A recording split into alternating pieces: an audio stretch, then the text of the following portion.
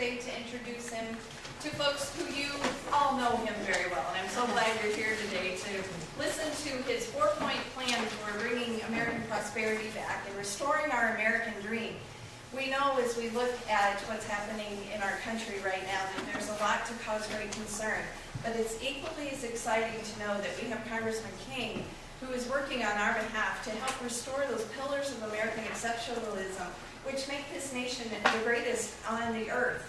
And he will talk with you today about the different ideas, the ways he is moving forward to help restore our country to those foundational roots that are so important to our success and prosperity to this point. And I don't need to give you a whole lot more introduction because you all know him. This is home for him, so I give you Congressman Steve King.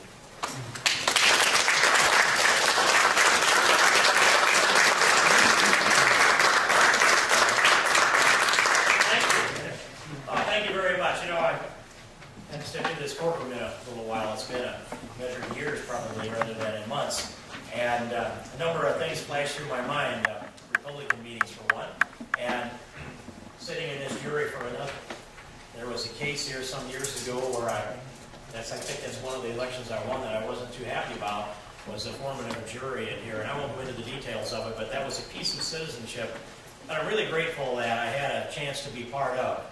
And we had a case here that was just one that would just tear you apart to listen to the testimony.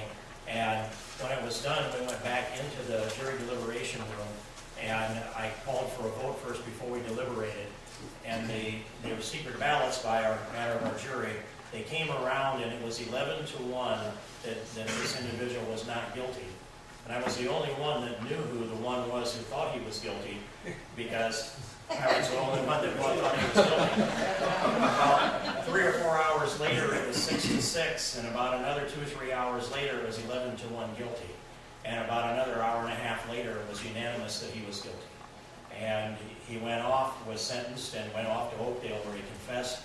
The jury was right. It was a heavy deliberation that went on. It was something that if any American could take part in our judicial system in that way and see how that works, to have a jury of your peers listen to the evidence in an objective way and go back in a very serious way, begin to make a decision beyond a reasonable doubt. And I remember that debate about, some of them in the jury said it's supposed to be beyond a shadow of a doubt. And my answer would be, but if it's beyond a shadow of a doubt, no one would ever be convicted of anything. It's beyond a reasonable doubt, and we are the ones that determine what is reasonable. That was one of those times when I got to participate in the civic role in a way back when I had to park a bulldozer in order to get that done. And it was a full week sitting here, and we came back with the verdict on Friday, I remember. And I remember sitting there as foreman of the jury and looking the perpetrator, who was at that point convicted, right in the eye when I read the verdict. And I wanted to make sure he got it real close, right into his soul. And so in any case, that's part of the justice system and the 3 branches of government that we have. And a lot of us have studied our civics and understand how that works. For me, all I really wanted to do was just raise my family and run my business. And this all started, and I'll just tell you a little life story, and a lot of you will know it, but it's home, and I'll tell you how that works. Marilyn and I moved up here. Well, first I started a business back in 1975. Marilyn was 1 credit short of being able to certify to teach school, and so she was waiting tables at the steakhouse in Denison for tips and maybe $1.25 an hour or something like that back in those days.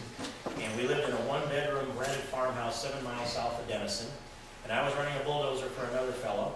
And we had accumulated this net worth by then of a minus $5,000. That means if I sold my pickup and my chainsaw, I probably wouldn't have sold my shotgun, but I'd have had $5,000 in debt yet. It was going the wrong direction, and I had to take a hold of my life and turn it around and take charge and take control. And so I had made that decision in June that I was going to take charge and control of our destiny. And by August, I had convinced a banker that he should loan me 100% on an old beaten-up bulldozer. It was out in Nebraska, sitting in the weeds, and I went out and bought it and got prepared to drag it home. I knew I had to work on it before I could even put it to work. I came home and got home about 1:30 in the morning with that trip from that trip, And we had no children, no plans for a family. I thought it was a good time to start a business. If things fall apart, we always have a chance to start over again. And so I woke Marilyn up, and I was all excited because I started a business, and I thought I was going to tell her something exciting, and she said, I have something to tell you first. I'm pregnant. You know, I thank God that we started our family and our business at the same time, so far as I knew anyway. And because if it hadn't been that way, there were plenty of opportunities to quit. There were plenty of reasons to pull back, and I made no provision for failure, and continued to go to work. So I drove that machine home, and I welded on it for 2 weeks, and then I put it out into the field, and now this is when the cash flow comes and everything gets great, right? So I was making about $30 an hour, I think is what the custom rate was for me and the fuel and repairs and all the things that go along with that, which seems pretty amazing now. And I went through the first hour, now I racked up $30. The second hour, now I'm up to $60. Third hour, now I'm up to $90. I'm not even up to $100 yet in gross receipts for this newly formed company, and the engine blew up.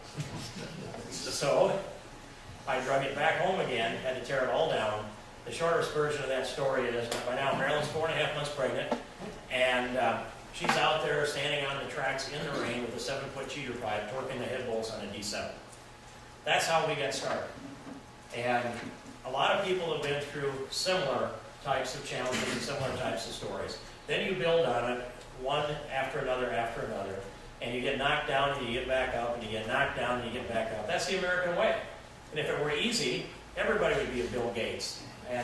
But it's not easy, and it takes determinations, and you need to be smart, and sometimes you need to be lucky, but you make a lot of your own luck. And so we did that over the years, and I'm at payroll for 28 plus consecutive months, years. It's 1,400 and some consecutive months, 1,400 some consecutive weeks, 28 years, and I think it's 8 months. That's how long I had people on the payroll. I'm at the payroll every single week, and sometimes, we always shorted ourselves, and we always met payroll. Even when things got tough in the farm crisis years of the 80s, when we didn't have any market values and it couldn't rain, and you know what it was like here. The houses were, no one could even afford to, few could afford to paint their houses. Our pickups had the fenders flapping and they were all rusty. You drive through the countryside, you just knew it was hard times here, just by looking. And I, of course, could feel it.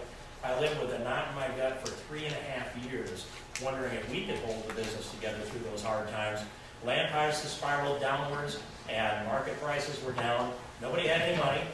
And the reason I know that I was 3.5 years with this knot in my gut trying to hold it together was because on Thursday night, Raycom Sports would broadcast the Hawkeye basketball games when Lute Olson coached.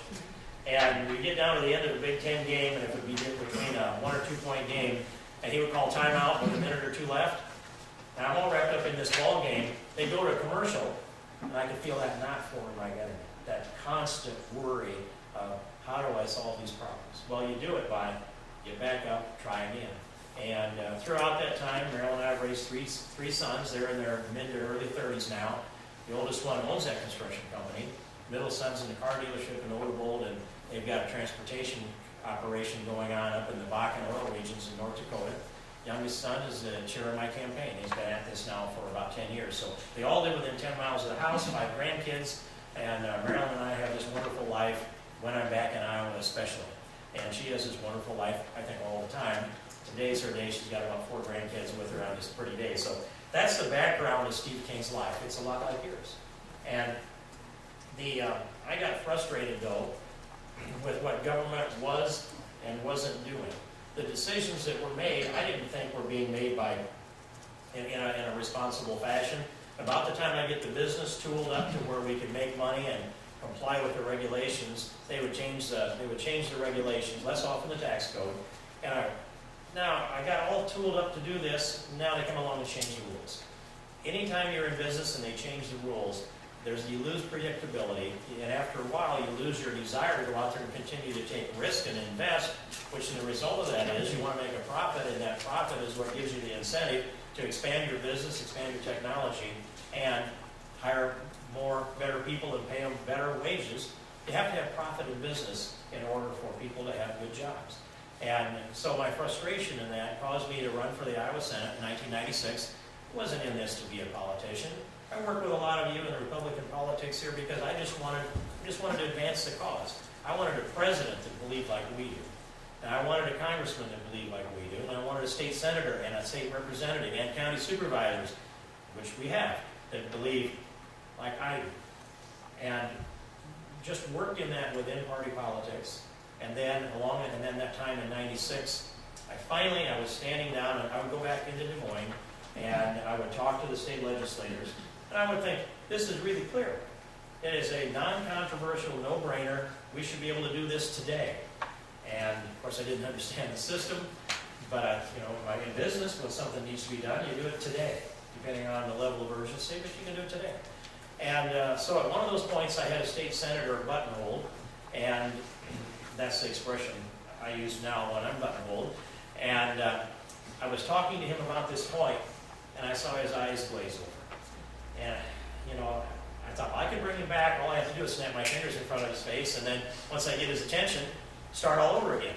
And but I just decided, nah, I lost him for a reason. He's really not that interested. And so so I just, in the middle of the conversation, kind of in mid-sentence, I just walked away. And I don't think he even noticed what the last words were. He was probably relieved that that conversation was over and he could go on to something that was more interesting to him. And I got my pickup and drove home, and I thought, I need a new state senator. So I set about to recruit someone to do that. And I picked my favorite guy, the one that I thought would be really good. I said, I want to help you. I want to get you elected. I need you to be my state senator. The answer that I got back was not what I wanted to hear. You need to do this, Steve. Okay, the end of that conversation. And go on to the next and the next. And before I knew it, I had this circle of a kitchen cabinet behind me that were talking to each other saying, we need to tell Steve King that he should run for this state senate job. And in a way, it was a call. That message comes to you in a lot of different ways. And so I entered into that primary in '96 and was a 24-year incumbent state senator. And then they told me that I had embarked upon an impossible endeavor. That you couldn't possibly beat some 24-year incumbent when you don't have any political experience and not a network out there that you can work with, and he has access to all of this money. Well, actually, they convinced me that it was that hard, but once you make a decision, you have to go for it. It is a real commitment. And so I poured all my energy into it and put as much of my thought processes into it as I could, and we ended up winning that primary with right at, maybe a little better than, actually a 2-to-1 margin, and carried his own county with 75%. And so that sent me off to the state senate. One of the really good things about that was that I had taken the pledge for the state job, and I kept it, of course, that I wouldn't accept any special interest money. And that was a very good thing to do at that level. You couldn't do it for Congress because it just takes too much. This is going to take more than $3 million this time. But you couldn't do it for Congress, but for the state legislature I did refuse all special interest money. And the result of that was, anyway, I was all focused on policy. There never was any of that other part that crept into my head about this conversation in the end might turn into a campaign contribution. That goes out in the minds of almost everybody that serves in the State House or Congress. But that 6 years of discipline in the state senate still keeps me to that point where the policy discussion is what it's about, and that other part is a separate equation, a separate discussion for a different time. And because of that, I think that's kept me as a focused member of Congress, and the discipline we have within our own office and all of our people across the board has been focused on what's good for God, country, Iowa, and district, and I don't know when they ever conflict with each other. Maybe there's a time, I can't think of it. So that's a little bit of the background, which most of you in the room do know how that all works, but it's nice to just go out and say it. There's tough times behind there, and I'll tell you a little story about, a lot of you know David, my oldest son, that owns King Construction today, and they live in Wall Lake with their 3 children. And Megan's my first favorite daughter-in-law, I tell her. And I have a second favorite and a third favorite, but she's my first favorite. They do a great job. But one day, David and I were sitting out behind my place in Washington. Rare thing for us to ever sit down and just have a one-on-one conversation without interruptions. And so he's sitting there musing, and he said, Dad, do you remember when you had all 3 of us boys out there working, pouring concrete when it was 126 degrees heat index? Well, yeah, forms were set. We had to get it done. We made money. He said, that's what you said, Dad. Do you remember, though, when you had us 2 days in a row up there on that swamp? I think it was Pocahontas County. It was Pocahontas County. And 2 days in a row, it was 60 below wind chill. You had us out there driving sheep piling. Yeah, I do. It was cold. The wind was driving the frost down. We didn't have to mat the drag line. And we made monies. That's what you said, Dad. So I thought I was done with this conversation. I remembered. And he said, but do you realize that between 60 below and 126 above, that's a 186 degrees temperature range, and there is no species that would survive that, except for your sons. Well, and me, of course. So what that tells you is, we've come up the hard way, we've worked hard, we earn it, all work has dignity, and you're always happier if you're out there working and producing than you are if you're taking something off of the government dole. There is dignity and self-respect in everything constructive that you do. When you contribute to the gross domestic product of the United States, there's dignity and respect in that. You're helping the cause. And if you become one who's riding in the wagon instead of one that's pulling the wagon, you're dragging down the rest of them. And this country has gone too far in that direction. But here's where the agenda is. And that is this, that we're in the business of rebuilding and restoring our American dream. This has been so besmirched over the last few years, especially the last 3.5 years. But I saw this come in a very hard way when Nancy Pelosi became Speaker of the House, and the class envy started to roll out, and the bills started coming to the floor that were punishing people for producing and handing it over to people for not producing. And you could just see the spirit of the country starting to ration down. And we need to restore the American dream. Our founding fathers understood this. They laid it out very clearly. And the rights and liberties and the freedoms that come, that are defined in our Declaration and enshrined in the supreme law of the land, our Constitution, are pretty easy to understand. Most of them are in the Bill of Rights. Freedom of speech, religion, and the press, and assembly, right to keep and bear arms, jury of your peers, no double jeopardy, property rights in the Fifth Amendment, and then the rights that aren't defined in the Constitution devolve to the states or the people respectively under the 10th Amendment. Those are all wonderful things that are, all of them, essential components, pillars of American exceptionalism. Additionally, free enterprise capitalism is the economic system of the United States. If anybody disagrees with that, they should take the test for naturalization to become an American citizen. They hand out flashcards, glossy, laminated flashcards, and you can look at one and it'll say, who's the father of our country? Snap that over, George Washington. Who emancipated the slaves? Abraham Lincoln. What's the economic system of the United States? Free enterprise capitalism. Somebody should tell the president. In fact, I have told the president. I'm going to keep telling him, and I'm going to keep telling everybody on the left-hand side of this aisle that you diminish America's destiny if you undermine the pillars of American exceptionalism. One of the things that is a direct assault on that is Obamacare. I mean, this was something that was debated intensively for 6 months or so before it finally was pushed through the Congress by legislative shenanigans. And I can go through all the pieces of that if you want to. It's a memory that I'll never forget. But Obamacare, it's a long stretch to say that it was a reflection of the voice of the people. There were legislative maneuvers that had never been used before in that kind of combination to put Obamacare into law. And now it's before the Supreme Court. I sat in before the oral arguments of the Supreme Court to hear them on Obamacare.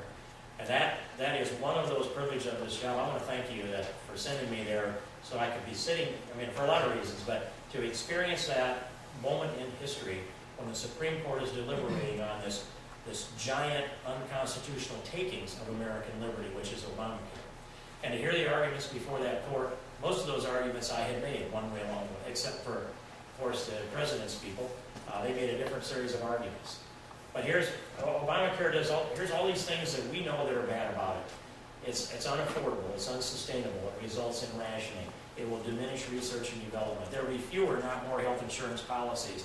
There will be fewer, not more people insured under Obamacare because it pushes about 30 million over into Medicaid. And they cut, under Obamacare, your Medicare by $532 billion.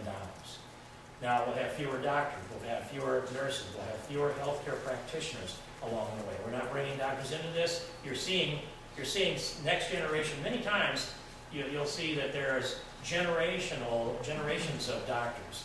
where the young people in a doctor's family grow up admiring their father, their mother, sometimes their mother and their father, and they decide, I'm going to do what mom and dad did, and they become doctors.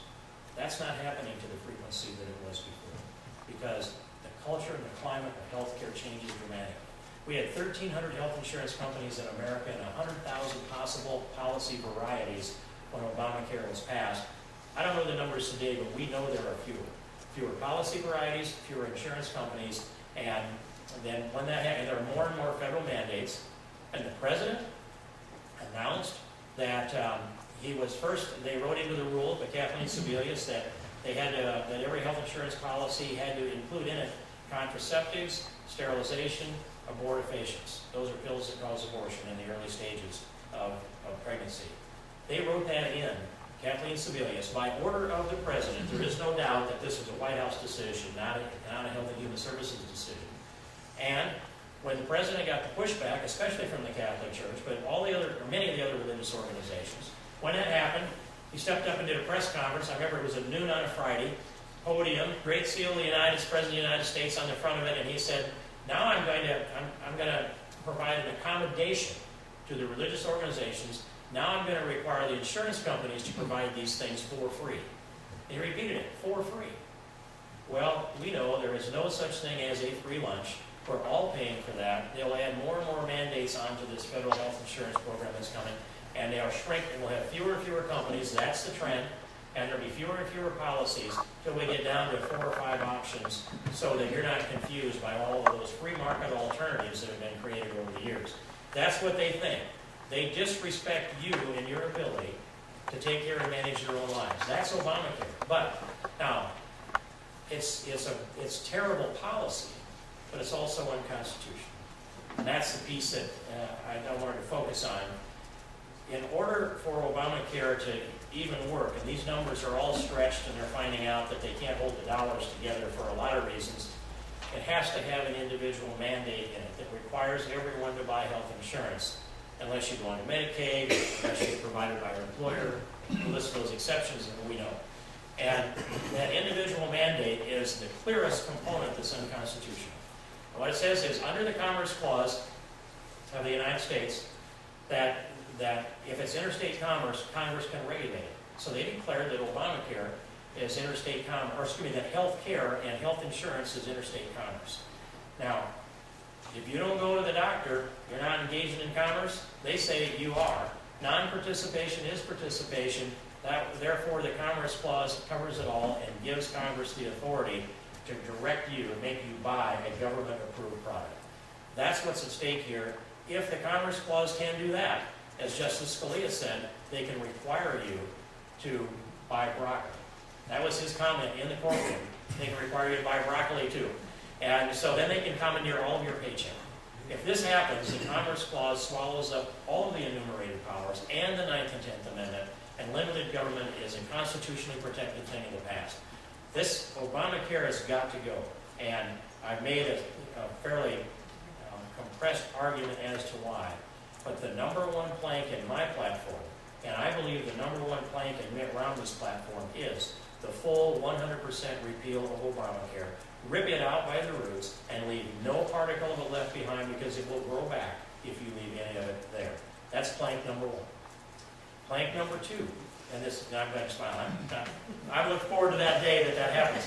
And but plank number two is to pass a balanced budget amendment.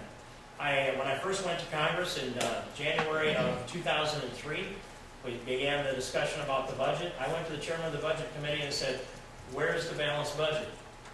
Well, we don't have one. Why not? Well, we can't balance the budget. Why not? Well, don't you know that with the dot-com bubble has burst, and with September 11th attacked the financial center, and we're at war, and we're in the prospect of going into a second war. Iraq was on the horizon at that point, and we had to create all of this security that's cost billions in the country, set up TSA and the massive security for our vulnerable infrastructure in America. We can't balance the budget. Well, you know what? Balancing the budget then and that year sure looks easy compared to balancing the budget today. We could have balanced the budget. We should have. and we should have tightened our belts more than we did. That's just but in the middle of the Iraq War, so I began pushing for a balanced budget amendment. I co-sponsored balanced budget amendments, I believe, every year. I have to go back and check the record. My memory is every year that I've been in Congress. And we passed a balanced budget amendment out of the Judiciary Committee, where I've sat now for, this is into the 10th year. And I've long supported that. Bob Goodlatte of Virginia is the original author of it. Right away, signed it. We need to pass a balanced budget amendment. The will to balance the budget of the United States, I think, does not exist in the United States Congress. I don't think they can do it. And I don't know what scenario changes this. It looks to me like it gets worse instead of better. And if you look at the way Greece has gone, what's the psychology going on in Greece? They're ready to default, and rather than go through austerity, they're saying, okay, go ahead and then call our loans. What are you going to get? Are you going to foreclose on Greece? Well, you know, I suppose the Acropolis is collateral. I might say, yeah, it's a good tourist center. But truthfully, they think that they have to be bailed out. And that the discussion in Greece is, well, we'll just drop the euro and we'll go to the drachma and we'll devalue it in such a way that they'll have to forgive a lot of our debt and we'll start all over. That's what's on the horizon in Greece. And I've dealt with these people in Greece, a couple of times within the last year. We do not need to become like Greece. Governor Branstad said just 3 weeks ago, he said, if we get another term of Barack Obama, we will be worse than Greece. And when you lay the numbers out, there's an argument for that. You've seen this budget that was offered by our president, $1.33 trillion in deficit, annual deficit. Remember about 3 or 4 years ago, he said he cut the deficit in half? Now he doesn't even talk about the deficit. He just wants to increase the debt ceiling and pass this mass. He believes he is, well, first I should say, I don't want to presume everybody knows what a Keynesian economist is in this room. But John Maynard Keynes was probably the most influential economist of the 20s and 30s, and actually early 40s. He was an economist from Great Britain that believed that when you can control the economy, if it started to decline, you could control the economy by borrowing money and getting that into people's hands, getting them to spend it, and then that would stimulate the economy. The spending would stimulate the economy. So increase your debt, put money in the hands of people, turn it into economic growth. That's borrowing your way into prosperity. That's John Maynard Keynes' theory. He influenced Franklin Delano Roosevelt substantially with all the programs they rolled into the Great Depression. And so but what it was with Keynes, the Keynesian economist, now we have a Keynesian economist on steroids in the White House. He will not back down. There is no way for him to back out. He is completely invested in this, in borrowing and spending, to the point now where our national debt when he came into office was $10.6 trillion. And today it's $15.7 trillion. A full $5 trillion in national debt has been added on by Barack Obama, with trillion-dollar deficits as far as the eye can see. This country cannot, and our growth is stagnant because we're looking at on the cusp of a tax increase. And I'll touch on that for a minute on the growth side of this thing. But we need to pass a balanced budget amendment, and we need to give Mitt Romney a mandate to push for the balanced budget amendment. If we don't get that done, I don't know how we bring this country back from the abyss of debt and deficit and potential default. I don't think we have 10 years to do this. I don't think we have 5 years to do this. Jim DeBent and I joined on an op-ed here a few months ago. We think it's 2 to 3 years at best, and bad things could happen, and we could have an economic calamity that could trigger this thing at any time. So we really, the two most important things for the next president is repeal Obamacare and push a balanced budget amendment out through Congress to the states, and let the Iowa legislature vote to ratify the amendment. And that would be 38 states would have to ratify the amendment. I think Iowa will be one with the direction we're going in the state. We're going to have conservatives in the state Senate, and we're going to pick up a new majority there. So then, I don't need to talk to you as long about the energy component of this. We know energy in this part of the country. You'll know that the first bill that I introduced as a member of Congress, it created the blender's credit for biodiesel, and it extended the blender's credit